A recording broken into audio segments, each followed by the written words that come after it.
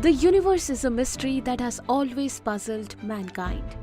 How was it created? And who is responsible for creation? In Hinduism, there are many theories about how the universe was created in the earliest days. Let's explore some of them. In Hinduism, the universe is not one single entity. There are an infinite number of universes that are constantly being created and destroyed. In other words, we live in a universe that belongs to a multiverse. A universe will ultimately die, but the multiverse lives on.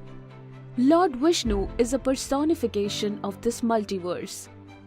According to Hinduism, Lord Vishnu was asleep in the cosmic ocean of all causes before the creation of the universe. His bed is a giant serpent with thousands of cobra-like hoods. The universe was created in a triad of roles: creator, maintainer, and destroyer. Lord Vishnu is the maintainer. Lord Brahma is the creator. Lord Shiva is the destroyer. The universe was created through the actions of Lord Vishnu, who slept and let a lotus bloom from his navel. The lotus stem represents the creation of the universe, while Brahma is found at the flower's center and represents the creator. The time it takes for one universe to be created and the next one to end is also the duration of one breath of Lord Vishnu. When he exhales, thousands of universes come into being and a new Brahma is born in each one. But when Lord Vishnu inhales, all universes get sucked in and Brahma dies. Lord Brahma represents the universe that we live in. He creates all life forms and is responsible for the physical world that we live in. Lord Vishnu is the personification of the eternal multiverse. He is responsible for the continuation of life in all universes.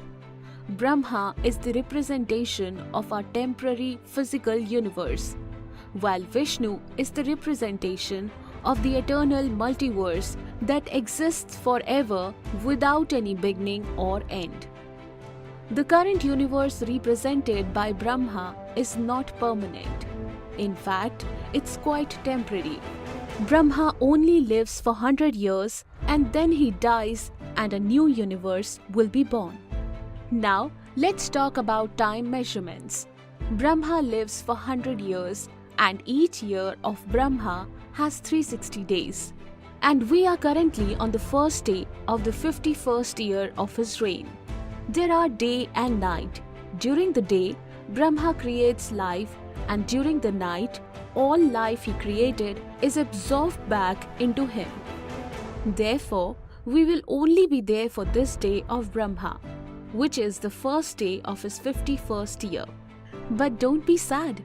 Let me promise you that this is quite a long day. Yug, large units of time. Think of Yug as a unit of time that is measured in thousands to millions of years. The Vishnu Puran, an ancient Hindu text, has details about these Yug measurements. A Mahayug is made up of 4 sub-yugs that are distributed in the ratio of 4:3, 3:2, 2:1.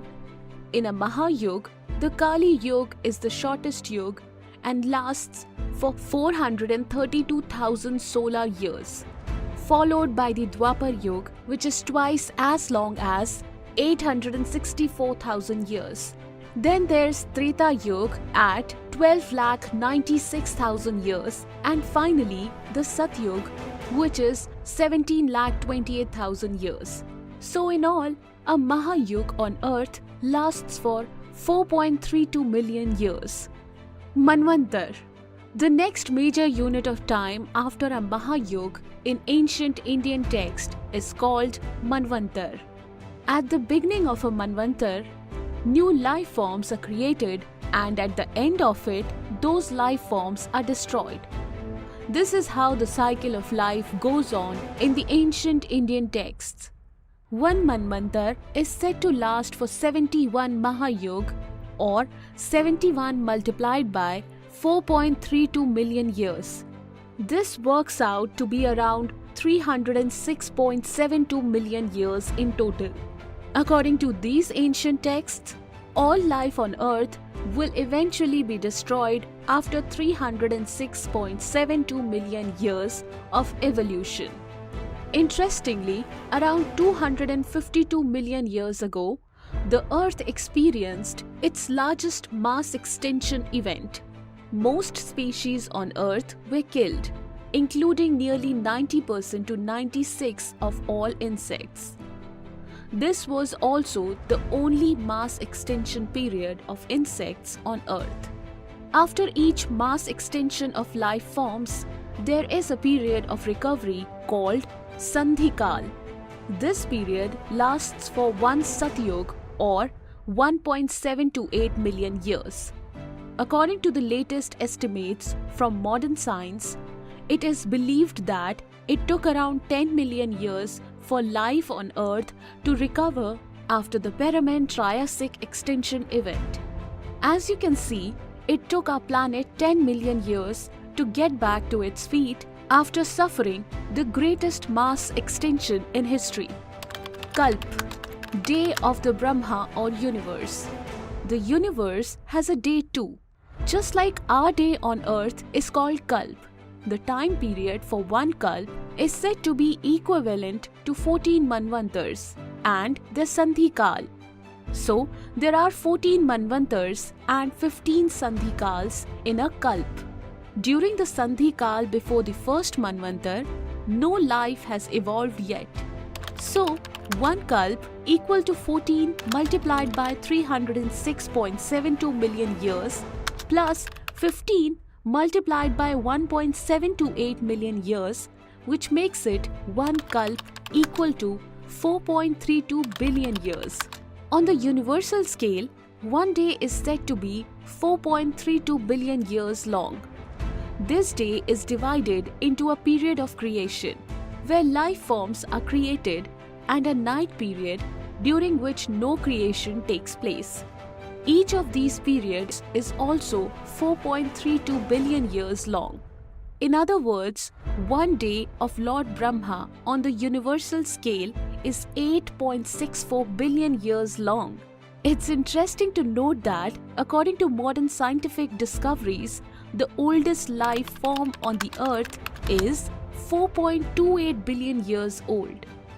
Mahakalp, Kalp, a unit at universal scale, is further extended with days and years similar on Earth, so that a month at the universal scale is 30 Kalp, that is 30 universal days, and a year at the universal scale is 12 such universal months.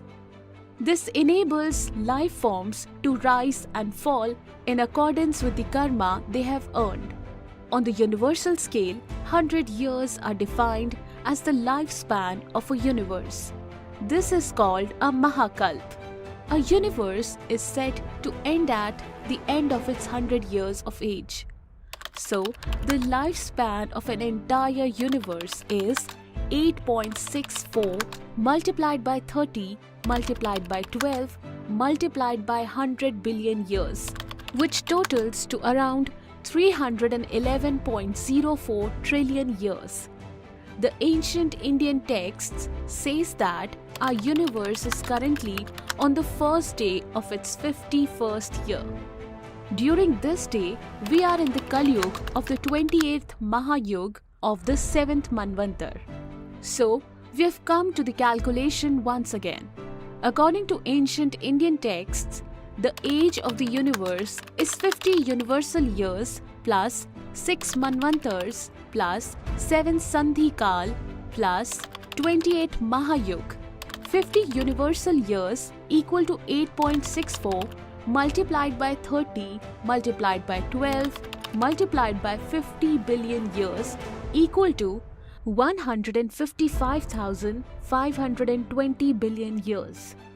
6 Manvantars. 6 multiplied by 306.72 million years equal to 1840.32 million years. 7 Sandhikal. 7 multiplied by 1.728 million years equal to 12.096 million years. 28 Mahayug. 28 multiplied by 4.32 million years equal to 120.96 million years. So, the age of the universe as per ancient Hindu texts is 157.49 trillion years. Modern science tells us that the universe is around 13.799 billion years old. However, ancient Indian texts predict a much longer timeline. Ancient Indian texts says that the age of the universe is around 311 trillion years. This video is only an attempt to appreciate the great scale of time on which ancient Indians were working. We do not come across any other ancient civilizations that talk in terms of billions or trillions of years of calculations with specific names given to such large periods of time. Like the famous American cosmologist Carl Sagan said in his book Cosmos, the Hindu religion is the only one of the world's great faiths dedicated to the idea that the cosmos itself undergoes an immense, indeed an infinite, number of deaths and rebirths. It is the only religion in which the time scales correspond to those of modern scientific cosmology. Its cycles run from our ordinary day and night to a day and night of Brahma, 8.64 billion years long, longer than the age of the Earth or the Sun and about half the time since the Big Bang. Thank you so much guys for watching this video. If you liked it, like, comment and subscribe if you haven't already.